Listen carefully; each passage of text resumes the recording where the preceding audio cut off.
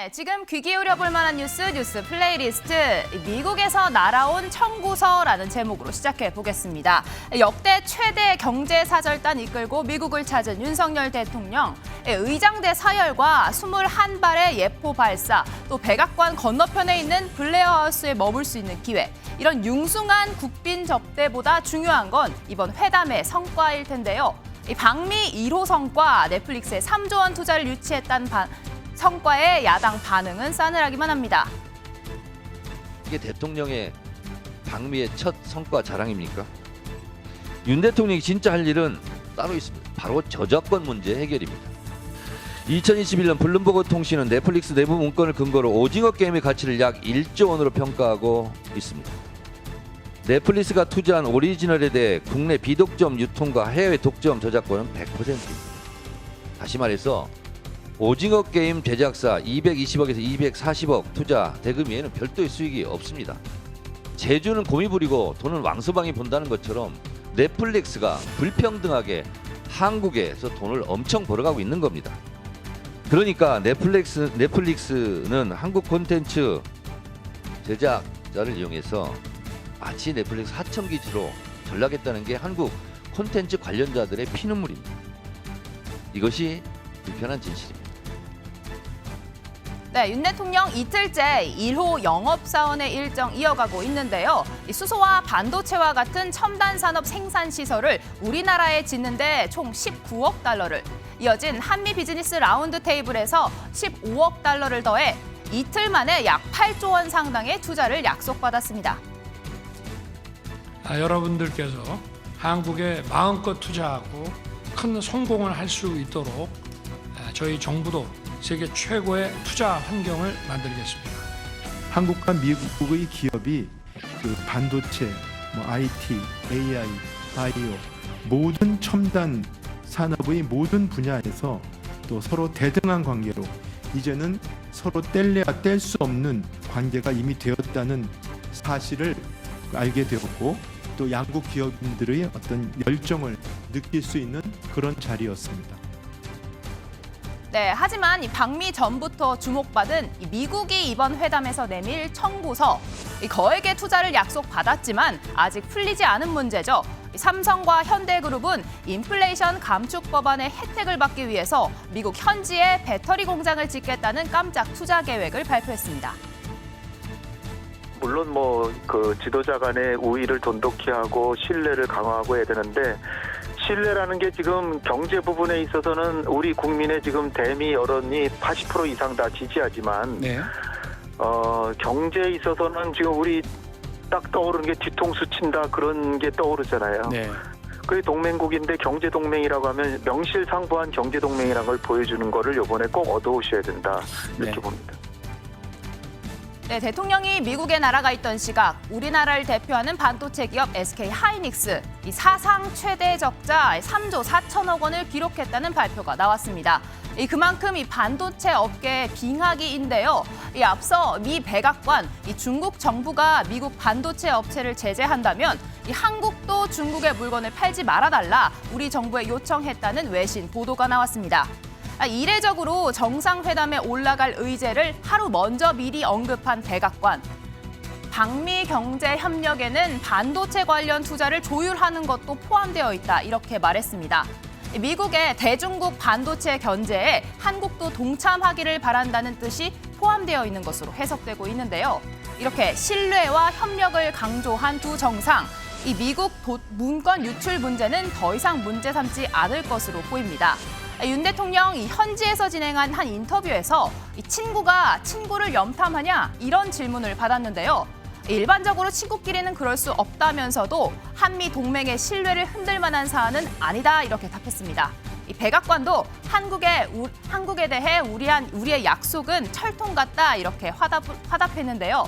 윤 대통령 인터뷰에서 백악관으로부터 우크라이나 지원을 강화하라는 발언은 압박은 받은 적이 없다, 이렇게 밝히기도 했습니다. 하지만 미국 측의 반응은 조금 미묘하게 달랐는데요. But we appreciate the ROK's actions in support of Ukraine, ranging from backing sanctions and export controls against Russia to providing Ukraine with humanitarian and non-lethal assistance. The ROK has also taken steps to backfill U.S. supplies of key munitions to Ukraine, and we welcome any further support the ROK can give to Ukraine. 백악관에서는 이미 그 우크라이나하고 대만이 주요 의제다라고 하면서 네. 국빈 방문에서 용서한 대접하면서 한국을 완전히 그 북중러 삼각 그 군사 연대에 우리 전초병으로 세우려는 거거든요.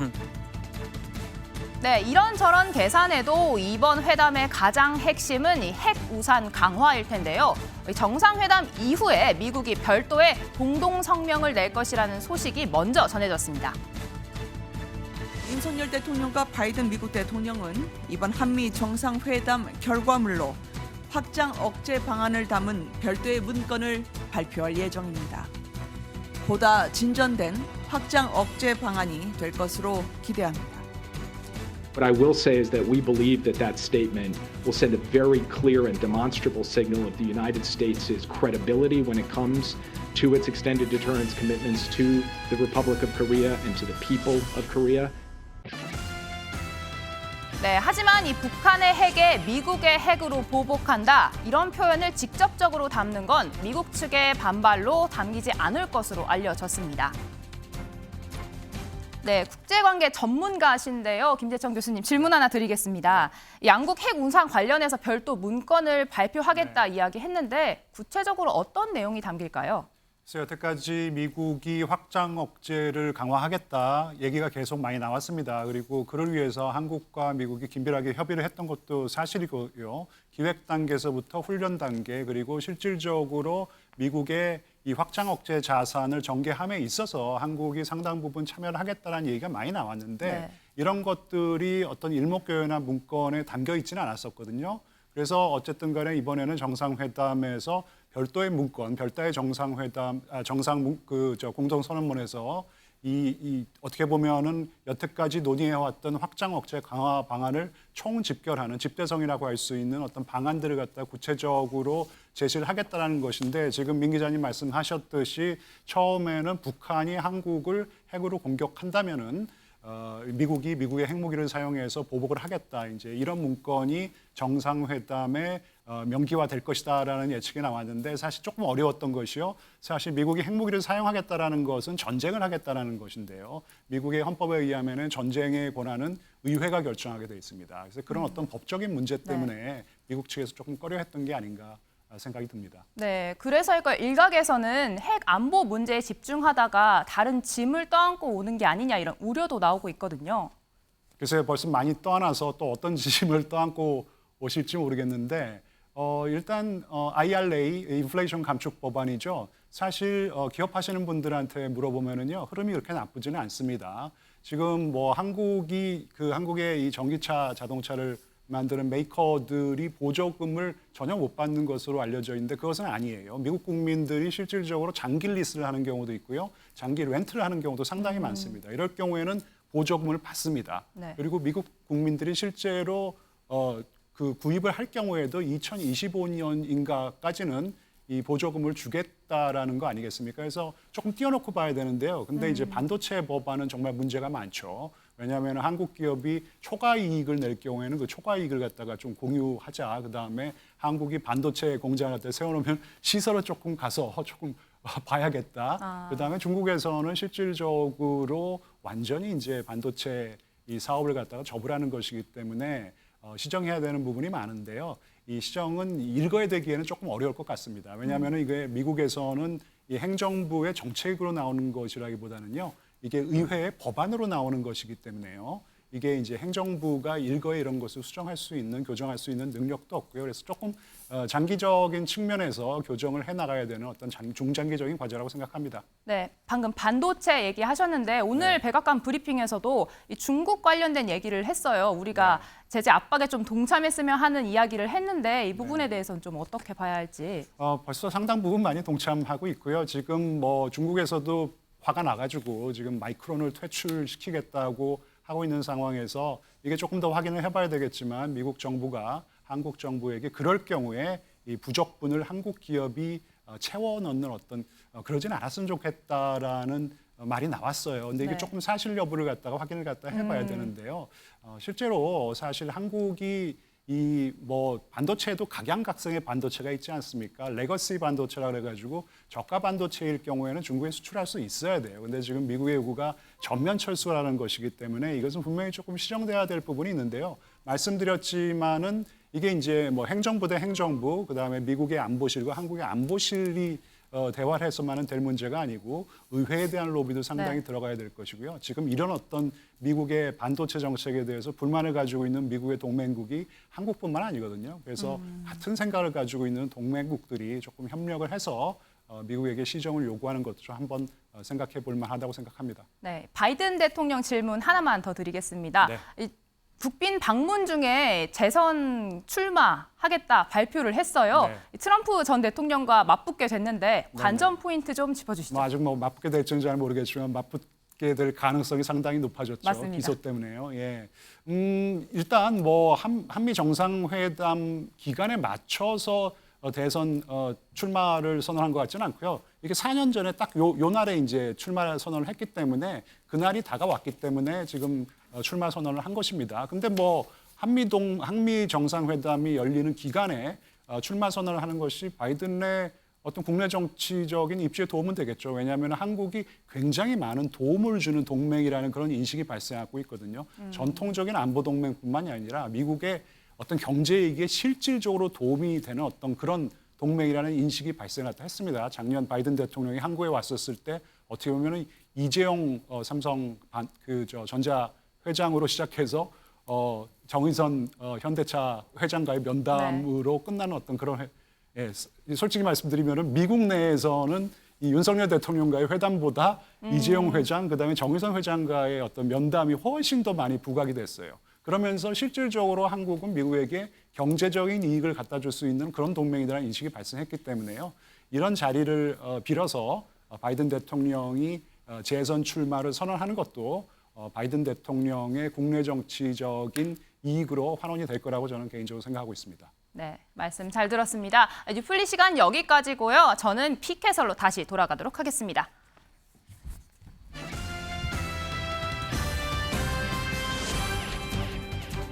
네, 미진수 기자 수고 많았습니다. 국빈 방문 얘기 조금만 더 해보겠습니다. 양지인 변호사, 윤석열 대통령 이제 미국 도착하고서 바이든 대통령 첫 대면을 했죠. 네, 맞습니다. 현지 시간으로 25일 두 사람이 만났는데요. 25일에 굉장히 윤 대통령 바쁜 일정을 소화했습니다. 오전에는요, 이틀째 첫 일정으로 워싱턴 DC 인근의 알링턴 국립묘지를 찾아서 헌화를 했고요. 네. 이 자리에는 김건희 여사도 동석을 했습니다. 박진 외교부 장관 역시 동석을 했고요. 그리고 오후에 말씀해 주신 것처럼 이제 윤 대통령 내외와 바이든 미 대통령 부부와 함께 이제 한국전 참전 기념 공원을 찾아서 헌화를 했습니다. 이 기념비 방문에 앞서서 두 부부가 친교의 시간도 가졌다라고 지금 전해지고 있는데요. 그 친교의 시간에 이제 바이든 대통령이 윤 대통령에게 야구 배트와 이제 글러브라든지 이런 야구 용품과 소형 탁자 그리고 화병을 선물했다라고 하고요. 그리고 바이든 여사 역시도 김건희 여사에게 선물을 했는데요. 네. 한국계 미국인이 디자인한 이 사파이어 목걸이를 선물을 했다라고 합니다. 올해가 동맹의 이제 70주년을 맞이하는 상징적인 해이기도 하고요. 그리고 또 바이든 행정부가 한미 동맹을 더 굳건히 하기 위해서 이렇게 좀 공을 들이고 있다라는 것으로 풀이가 됩니다. 자, 또 하나가요. 이 양국을 함축적으로 이제 보여주는 게 이제 만찬장이거든요. 저희가 어제 이제 만찬 메뉴에 대해서는 살짝 얘기를 했는데 이 만찬장을 꾸민 이 인테리어 디자인을 보니까 상당히 좀 눈에 띄더라고요. 맞습니다. 왜냐하면 이 2m 높이의 이제 벚꽃을 이렇게 가운데 쫙 놨거든요. 이게 바이든 여사가 굉장히 세심하게 챙겼다라고 합니다. 테이블에 2m 가량의 길이로 가지를 뻗은 활짝 핀 벚꽃들이 담긴 이 대형 꽃병들이 이렇게 가운데 놓였는데요. 벚꽃 같은 경우에는 뭐 백악관, 워싱턴 기념탑 등과 함께 워싱턴 DC를 대표하는 상징물이기도 합니다. 바이든 여사가 이제 뭐라고 했냐면 손님들이 봄의 재생을 상징하는 벚나무 가지 아래에서 식사를 즐길 것이다라고 이야기를 했고요. 이번 국빈 만찬의 이제 의미에 대해서도 본인은 남편을 통해서 모든 정치는 개인적인 것이다라는 것을 이제 배웠다면서 정치는 거리와 차이를 조율하고 그래서 이제 우리를 연결하는 인류의 공통점을 찾아내고 그 공유된 가치를 바탕으로 구축하는 것이다라면서 의미를 다졌습니다. 야, 이 벚꽃나무가요. 워싱턴 DC의 대표 상징물이라는 건 저는 또 좀 처음 안 것 같습니다.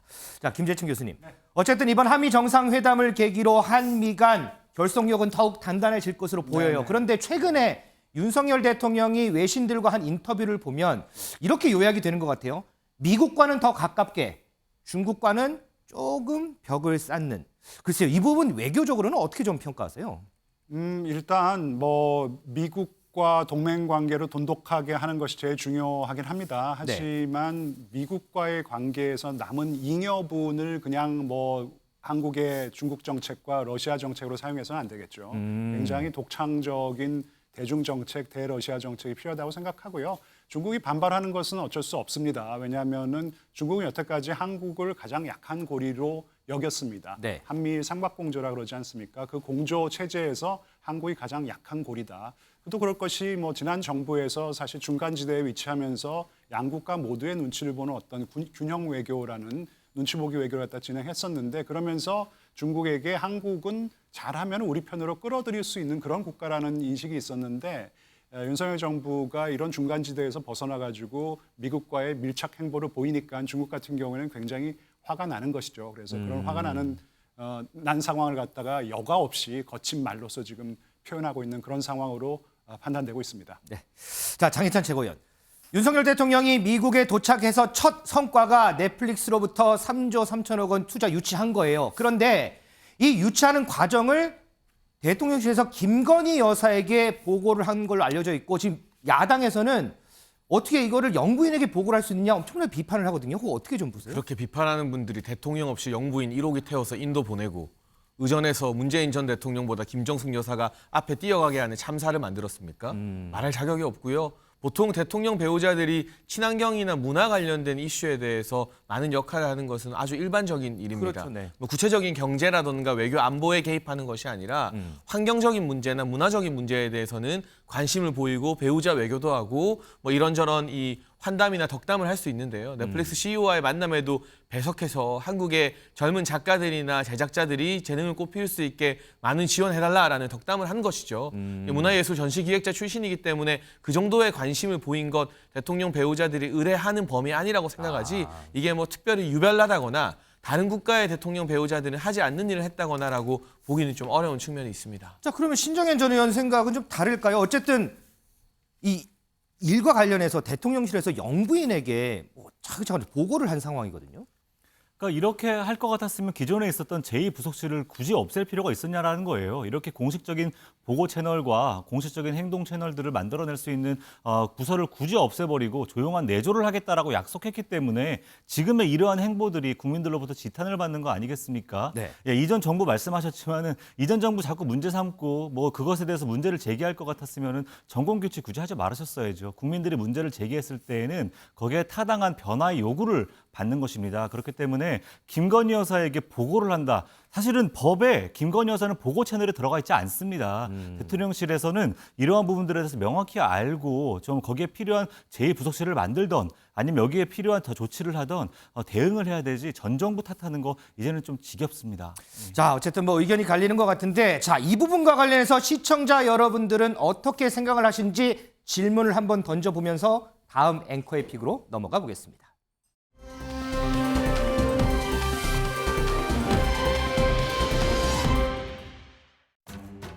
그 원문을 보시면은 한글 원문에 보면 주어가 빠져 있어요. 그래서 이런 문제가 좀 생기는 부분이죠.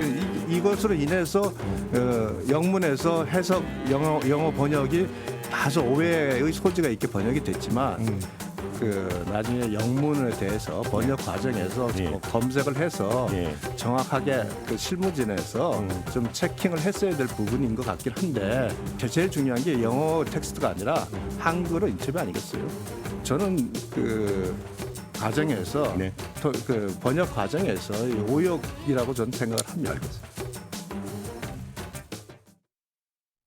자, 어제도 저희가 전해드렸는데 윤석열 대통령이 한 외신과의 인터뷰. 자, 이와 관련해서 국민의힘 유상범 대변인은 주어가 빠진 오역이라고 발언을 했습니다. 근데 그 이후에도 여러 얘기들이 나오고 있습니다. 그 부분 좀 짚어보겠습니다.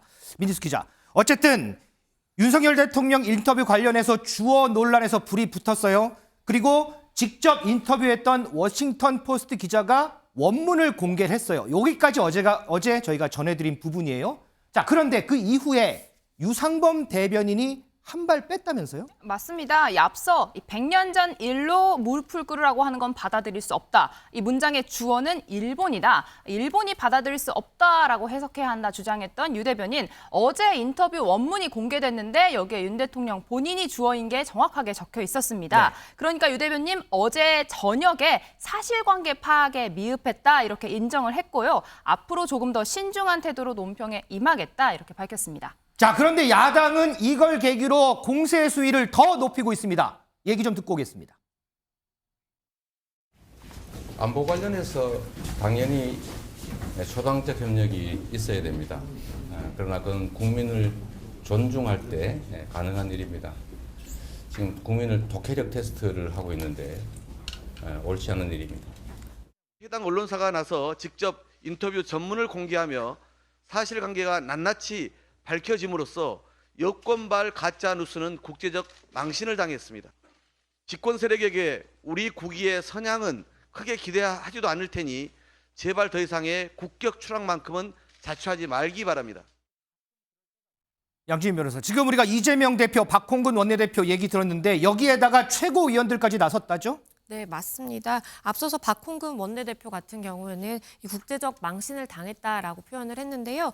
이 정청래 최고위원도 같은 취지의 이야기를 했습니다. 국민의힘의 거짓말이 1일 천하로 막을 내렸고 윤 대통령과 여당은 쌍으로 망신살을 뻗쳤다라고 표현을 했고요. 고민정 최고위원의 경우에는 국민의힘이 사실관계조차 파악하지 않고 대처한 무능함을 다시 한번 확인시킨 것으로 종결됐다라면서 유상범 수석 대변인은 대변인으로서의 기본적으로 지켜야 할 사실관계 확인을 무시하고 이 윤심에 잘 보이고 싶은 욕망에 대참사를 일으킬 수 있다라고 이야기를 했습니다.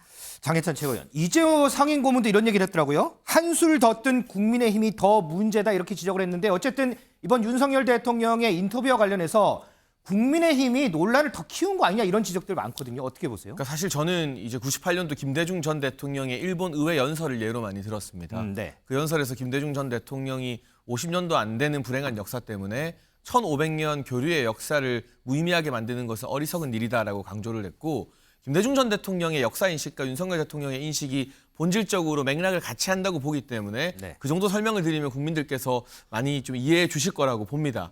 그런데 지금 이야기 불거진 것처럼 팩트 체크가 조금 덜 된 상태에서 이제 뭐 나름대로는 해명을 하고자 네. 했던 부분들이 논란을 자아낸 것인데요. 여기에 대해서는 당사자인 유상범 수석 대변인이 앞으로 더 신중하게 논평에 임하겠다고 본인 스스로 유감을 밝혔잖아요. 네. 뭐 정치권에서 실수를 안 하면 제일 좋겠지만 실수를 하고 잘못했을 때 시인을 한다는 점이 국민의힘과 민주당의 결정적인 차이라고 생각합니다. 자, 그러면 이번 이거 관련해서 김기현 대표는 어떤 입장이었을까요? 어제 얘기가 있었는데 그 모습 좀 보겠습니다. 그 당에서 그 어제 일본이 무조건 무릎 꿇으라 이런 견해에 동의할 수 없다는 당에서 했다고요? 예, 당 수석 대변인님께서 그게 이제 주어가 일본이라고 했는데 그 저기 오늘 워싱턴 포스트 기자가 그게 이제 주어가 윤 대통령 본인이었다고 녹취록 공개를 했거든요. 아니 그건 대통령이 발언이니까 대통령실에다 물어봐야지 우리 당에다 물어보세요. 야당에서는 이제 그 주어 논란을 가지고 계속 공세를 하고 있다 보니까 대표님께 좀 여쭤보려고 합니다. 아니 근데 대통령께서 한 발언의 내용을 당 대표가 설명을 하는 건 아니잖아요. 네, 그 대통령 비서실에 물어보셔야 될 것 같은데. 당에서 주어가 일본이라고 했다 보니까요. 여당 의원의 발언은 여당이 물어봐야 된다라고 현지에서 말씀하셨습니다. 그거 분할좀 보시죠. 내가 무슨 말을 했는지 내가 설명 대변인이 되는 게 아니잖아. 신정인 의원. 어쨌든 당에서 뭐 수석 대변인이 낸 이 논평은 당의 공식 입장이라고 많이들 받아들여요. 그런데 지금 김기현 대표 얘기를 들어보면 난 모르겠는데 좀 이런 느낌 아닌가요, 좀? 네, 지금 이게 아마 집권 여당과 대통령실의 관계를 고스란히 보여주는 상황 같습니다. 대통령실에서는 여당의 의원이 한 말이기 때문에 나는 잘 모르겠다 이렇게 한 발을 뺐죠. 또 김기현 대표도 마찬가지로 대통령실의 이야기들에 대해서 왜 내가 굳이 해명할 필요가 없다 이렇게 또 이야기를 하고 있습니다. 지금 사실은 그렇거든요. 대통령실의 이야기들, 대변인실과 사실 집권 여당의 대변인실은 서로 소통하고 서로 정보를 공유하게 되어 있죠. 근데 이렇게 심각한 문제가 빚어졌을 때 거짓된 해명에 의해서 온 국민이 지탄을 받을 때 책임 있는 해명과 사과를 해야 되는데 서로가 해명을 제대로 누가 해야 되는지조차도 공을 서로 떠넘기고 있는 이러한 문제들, 저는 이게 지금 집권 여당과 대통령실의 현실이라고 생각을 하고요. 제가 하나 꼭 짚고 넘어가야 될 게 있는데 네. 우리 장해찬 최고위원께서 계속 강조해서 하는 말이 98년도 김대중 전 대통령의 의회 연설이에요. 근데 여기에서 중요한 걸 빼먹었습니다. 그때 뭐라고 연설을 하셨냐면 과거를 직시하고 역사를 두렵게 여기는 진정한 용기가 필요하다. 거기에 대한 대응으로 오부치 총리는 통절한 반성과 마음으로부터의 사죄를 드린다. 이 전제 하에 그 말씀을 하신 거예요. 앞, 뒤를 다 덜어내고 맥락 다 덜어내고 나서 그렇게 활용을 하는 것. 이것 역시도 국민을 결과적으로 속이는 행위거든요. 이러면 안 됩니다. 그래서 국민들에게 정확한 사과, 정확한 해명들을 집권 여당과 대통령실이 꼭 해야 한다. 이렇게 생각합니다. 기시다 총리가 한일 정상회담 이후 있었던 기자회견에서 정확하게 98년의 성명을 포함해 역대 내각의 인식을 계승한다고 밝혔습니다. 네. 오부치 선언에 나와 있는 통절한 반성의 의미를 기시다 총리 역시 부인하지 않고 계승했다고 이해하고 있습니다. 여기에서 또 제가 드려야 될 말은 네. 그 선언을 전면으로 부정했던 2018년의 아베 총리의 선언 역시도 있겠다라는 것이거든요. 그러면 지금의 기시다 총리는 2018년 걸 따로 명시하진 않았어요. 그러나 이전 정부라고 98년은 말하지 않았습니까? 98년을 명확하게 명시했습니다. 아닙니다. 이전 정부라 그랬기 98년을 때문에 명시했습니다. 아베 확인하십시오. 총리도 동일하게 2018년은 표현되는 언급을 것입니다. 안 했어요. 네, 알겠습니다. 그러면 그 부분은 제가 방송 끝나고 제가 한번 직접 확인해 보겠습니다. 자, 지금 국민의힘 지도부 얘기 지금 하고 있는데 하나만 더 해보겠습니다. 일전에 저희가 전광훈 목사를 다루면서 태영호 최고위원의 발언을 소개한 적이 있습니다. 먼저 전광훈 목사와 관련한 태영호 최고위원의 발언 듣고 얘기 이어가도록 하겠습니다. 지난 전당대회는 여론조사 3%라는 꼴찌로 시작했으나 그렇다고 5만 것의 도움을 구걸하지도 않았습니다.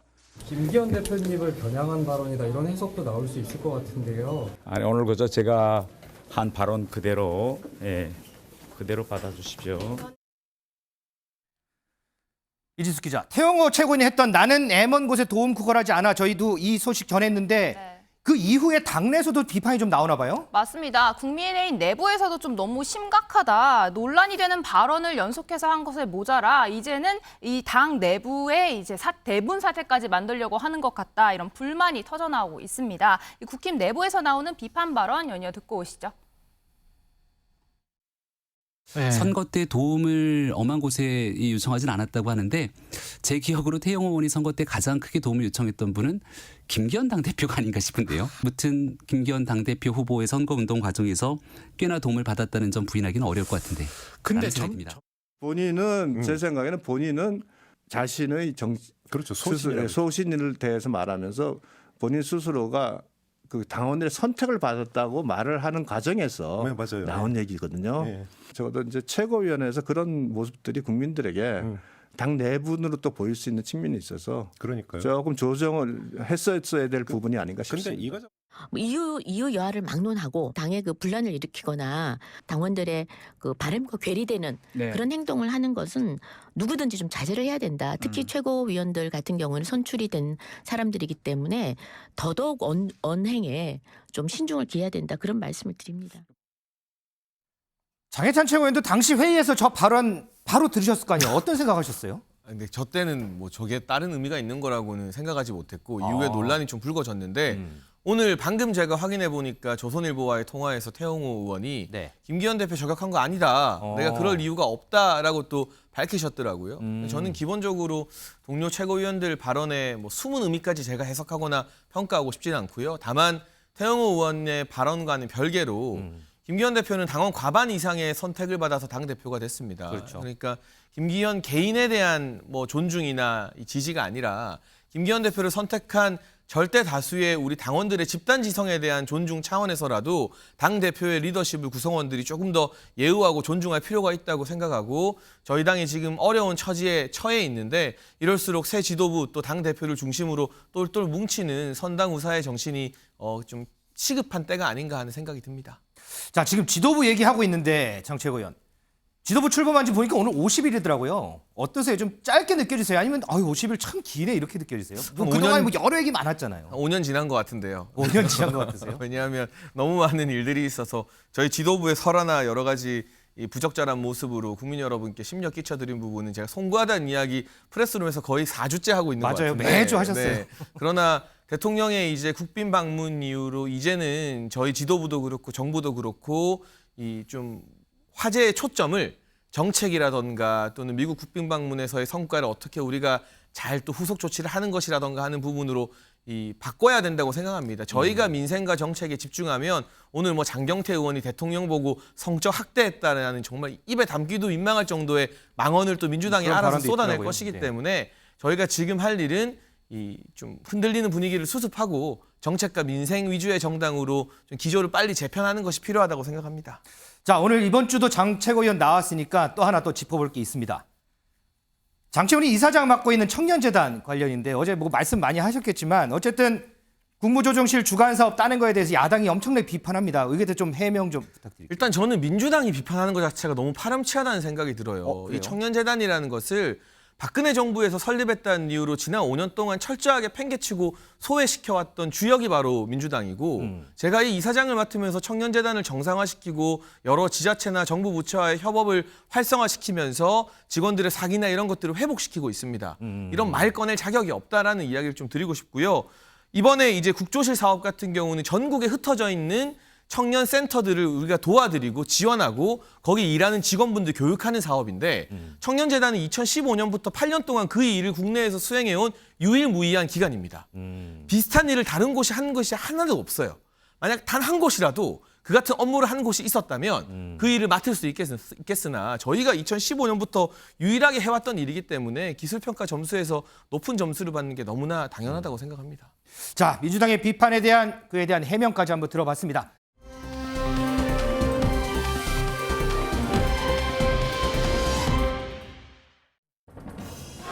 모든 책임을 제가 지겠다고 말씀드린 것처럼 저로 인해서 발생한 일이기 때문에 제가 책임 있게 문제를 해결하는 데 앞장서겠습니다.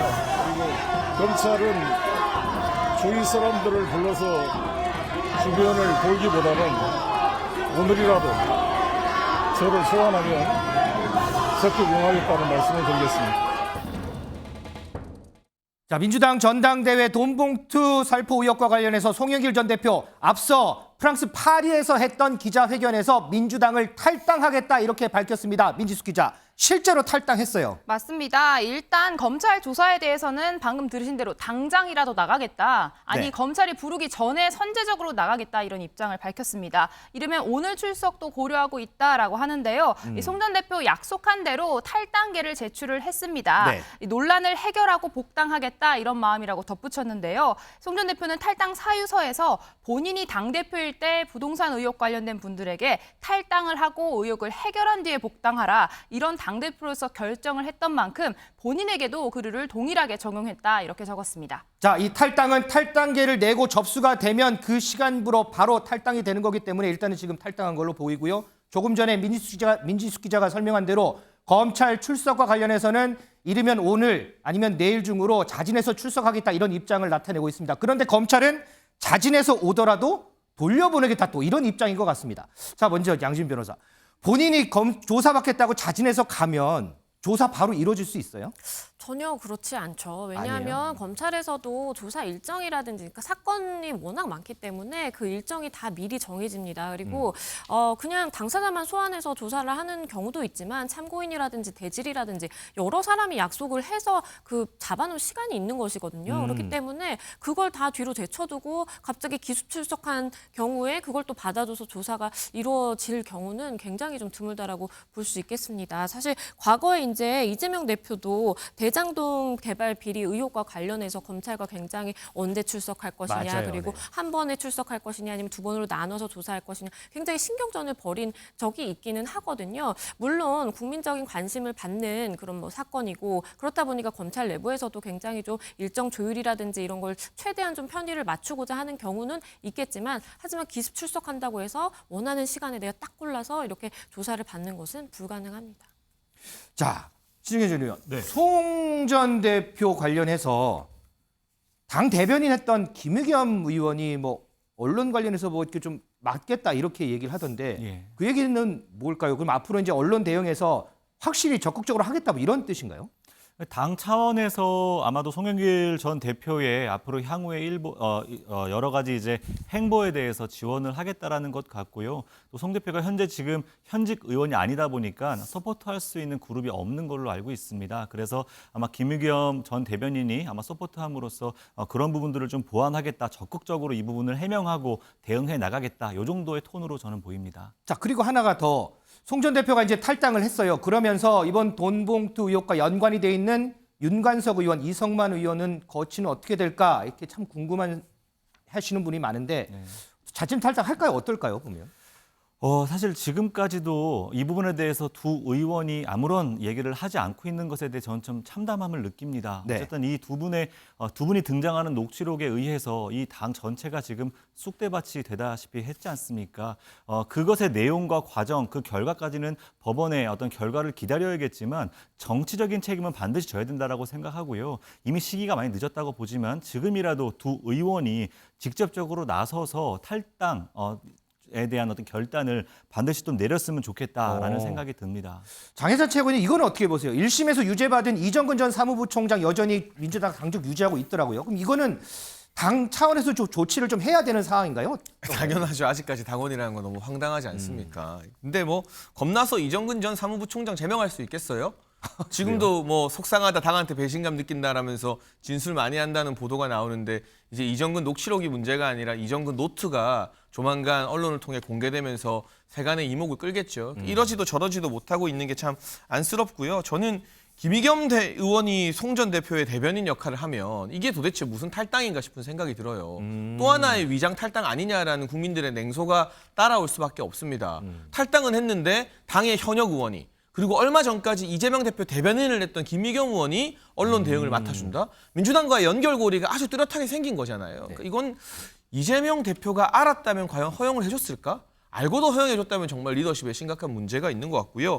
적어도 녹취록을 통해서 여러 가지 정황이 드러난 윤관석, 이성만 의원은 당장 제명시키고 결백을 증명하고 돌아오라고 하는 게 여야를 떠나서 비슷한 사건 떠났을 때 우리 정치권이 보여줬던 최소한의 상식이고 관행이거든요. 근데 그것조차 못한다는 것은 이재명 대표가 글쎄요, 이 다가올 체포동의안 2차 가결 부결 표수에 신경을 쓰는 것인지 아니면 본인의 혐의가 더 많아서 의원들에게 나가라고 말할 염치가 없는 것인지는 모르겠습니다만 비상식적이긴 합니다. 자, 이렇게 탈당 문제로 당이 시끄러울 때 당으로 다시 돌아온 인물이 있습니다. 영상으로 좀 볼까요? 국회를 통과한 법안은 국회의장 및 여야 원내대표의 합의를 거쳐 각 당의 의원총회 추인까지 거친 것이었습니다. 법무부 장관과 대통령실 등이 갑자기 반대하고 나서자 국민의힘이 손바닥 뒤집듯 합의를 뒤집는 유례없는 집권 세력의 몽리에 불가피하게 민 의원은 자신의 소신에 따라 탈당이라는 대의적 결단으로 입법에 동참했던 일이었습니다. 우리 민주당은 헌법재판소로부터 지적된 부족한 점은 아프게 새기면서 이제는 국민과 당원께 양해를 구하고 민 의원을 복당시키는 것이 책임지는 자세라고 판단합니다. 신영길 의원. 지금 들었는데 박홍근 민주당 원내대표 민영배 의원 복당시키는 것이 책임지는 자세다 이런 얘기를 했는데 그런데 당 내에서 보니까 이상민 의원 같은 경우에는 SNS를 통해서 상당히 비판을 하더라고요. 어때요? 당에서 좀 나오는 얘기들이 좀 어떤가요? 물론 당에서 다양한 의견들이 있습니다. 어쨌든 당을 위해서 희생하신 민영배 의원님 환영합니다. 이런 또 그룹이 있지만 또 반대편에는 어쨌든 헌재의 어떤 위법한 지적이 존재했음에도 불구하고 이것에 대해서 당대표 그리고 당의 핵심 인사 또 당사자의 책임 있는 사과가 없었고 또 책임 있는 사과와 함께 이러한 문제를 다시는 재발하지 않겠다라는 재발 방지 약속도 없었습니다. 유감이라고 하는 말로 국민들께 이해를 구하고는 있지만 오히려 그 유감이라는 표현이 어찌 보면 유감이라는 표현조차 잘하지 않는 국민의힘이나 윤석열 대통령과 같은 분과 비교될 수 있을지언정 그럼에도 불구하고 국민의 감정에는 여전히 멀리 떨어져 있다 이런 생각을 하고요. 그래서 우리가 진짜로 국민들께 이 부분에 대해서 우리가 실수했고 잘못했고 그래서 이 부분에 대해서 정말 사죄합니다라는 처절한 반성이 먼저 전제되어야만 한다. 지금의 사과는 사실은 국민들로부터 철퇴맞기 딱 좋은 사과의 톤이라고 생각을 해서 제 입장에서도 오늘 제가 사과문을 올렸는데요. 이런 부분들에 대해서 민주당의 좀 처절한 사과가 조금 더 있어야 되지 않을까 생각합니다. 그럼 그런 관점에서 이건 어떻게 보세요? 재산 축소 신고 의혹 등으로 출당된 김홍걸 의원 복당도 추진된다는 얘기 있던데. 뭐 해당 내용에 대해서는 어쨌든 무혐의로 결론이 난 걸로 알고 있습니다. 예, 무혐의 결론 냈기 때문에 당에서는 그분에 대한 복당에 대해서 뭐 제재할 수 있는 부분이 없다라고 판단을 한 것 같고요. 또 그럼에도 불구하고 국민의 감정선이라는 게 있지 않습니까? 그런 부분들에 대해서 당이 좀 더 고려했으면 좋겠다라는 생각을 합니다. 자, 우리 장해찬 최고위원은 뭐 하실 말씀 많으시겠죠? 복당 문제 관련해 갖고. 근데 뭐 저는 이렇게 될 거 이미 알고 있어가지고 그래요? 놀랍진 않고요. 근데 어쨌든 김의겸 의원이 송영길 전 대표를 돕는 또 하나의 위장 탈당이 벌어진 날, 위장 탈당했던 분이 이제 복당을 했습니다. 이게 박홍근 원내대표가 임기 마지막 날에 미뤄뒀던 민원 처리해 준 걸로 생각을 할 수밖에 없는데 네. 저는 사실 민영배 의원의 지역구인 광주분들, 호남분들이 굉장히 자존심 상해야 될 일이라고 생각을 합니다. 그러니까 텃밭을 얼마나 우습게 보고 만만하게 보면 제대로 된 사과나 해명 없이 이렇게 복당을 받아들여주는 것인가라고 호남에서부터 어느 정도 민주당을 향한 채찍질이 일어나지 않을까 싶고요. 위장 탈당 아니라고 상임위에서 민영배 의원이 정말 성질을 내시면서 조수진 의원이랑 싸웠던 영상 굉장히 유명한데 다음번 법사위에서는 뭐라고 말씀하실지 잘 모르겠고 이렇게 된 이상 헌재 권한쟁의 심판 다시 한번 더 해야 되는 거 아닌가. 그 권한쟁의 심판이 이뤄질 때는 복당 전이었기 때문에 위장 탈당이 아니다라는 민주당 측 주장에 어느 정도 힘이 실렸을 텐데 지금 복당까지 한 마당이면 이거는 사실상 결과론적 위장 탈당이었다. 그걸 염두에 두고 헌법재판관들이 다시 심판해야 되는 건 아닌가 하는 생각도 듭니다. 알겠습니다. 자, 미지수 기자. 조금 전에 장해찬 최고위원도 잠깐 언급했지만 어저께 이른바 이정근 노트에 대해서 설명해 줬잖아요. 그런데 네. 이게 이정근 녹취록보다 더 위험할 수 있다 이런 얘기가 나와요. 맞습니다. 이 전직 법무부 장관이죠. 이 박범계 의원 입에서 나온 말입니다. 이 장관 경험상 지금 한동훈 장관이 이렇게까지 단언하는 데는 이유가 있을 것이라는 건데요. 직접 듣고 오시죠. 대통령이 이 부분에 대해서 언급한 거는 제 경험칙상 보면 구체적인 보고가 있었고 한동훈 장관이 그렇게 단언하듯이 참 그렇게 얘기하는 것은 하는 것은 뭘 알고 하는 얘기인 것 같아요. 뭐 3만 개 그거보다도 저는 아주 일부 언론이 보도했는데 그 이정근 노트가 사실은 가늠하기 어려운 것이라고 생각합니다. 만약에 전체적으로 녹취록 등등의 신빙성들이 증거 능력이 인정이 되고 거기에 이정근 노트가 제시가 된다면 그건 가늠하기 어려운 부분이 있지 않는가 그 점을 우려하는 거죠. 네, 박 의원이 이야기한 이 이정근 노트 검찰이 확보한 것으로 전해졌는데요. 이 친노, 친문, 친명계의 자금줄이 역대 정리가 되어 있는 것으로 파악이 됐습니다. 특히 이 친명계 핵심인 7인의 부분에 있어서는요. 이 100억 원짜리 예금 증서 등이 30장, 이것들이 모 의원들을 통해서 바꿔졌다, 현금화됐다 이런 내용도 들어있는 것으로 알려졌습니다.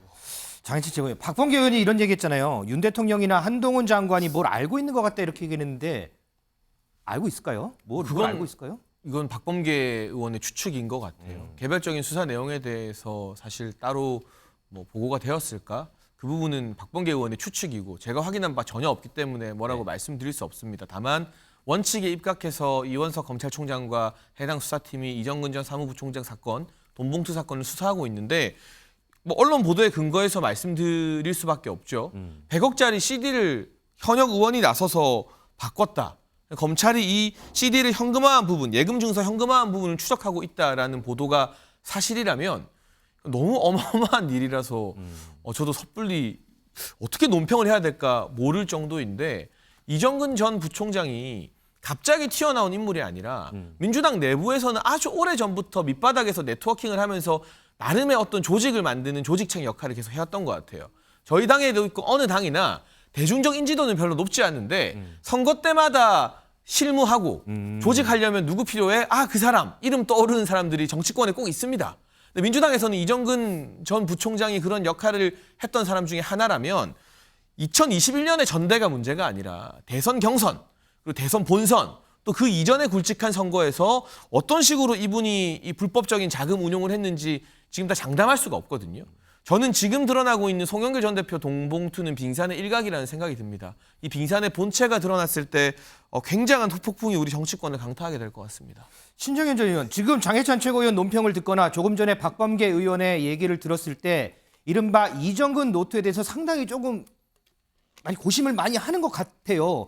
민주당 입장에서, 민주당 시각에서는 좀 어떻게 보세요, 이거? 이정근 노트는 어쨌든 본인이 직접 작성하거나 어쨌든 그거에 대한 충분한 근거 자료를 뭐 뒷받침할 수 있는 것 내용이 아닙니다. 또 전화를 통해 전원된 내용들을 가지고서 정리된 내용이다 보니까 그것을 정확하게 신빙성 있게 증거로 내세울 수 있는 근거가 너무 빈약하죠. 다만 아까 말씀하셨던 것처럼 이런 것들이 증빙될 수 있는 근거 자료로서 실제 오갔던 여러 가지 정황들이 사실로 밝혀진다면 그때는 정말로 우리가 감당할 수 없을 만큼의 큰 정치적 파장이 오리라는 두려움은 저희 당에도 있는 것 같습니다. 자, 이른바 이정근 노트 과연 수면 위로 올라올까요? 올라온다면 어떠한 파장을 일으킬까요? 저희가 좀 더 두고 볼 수밖에 없을 것 같습니다.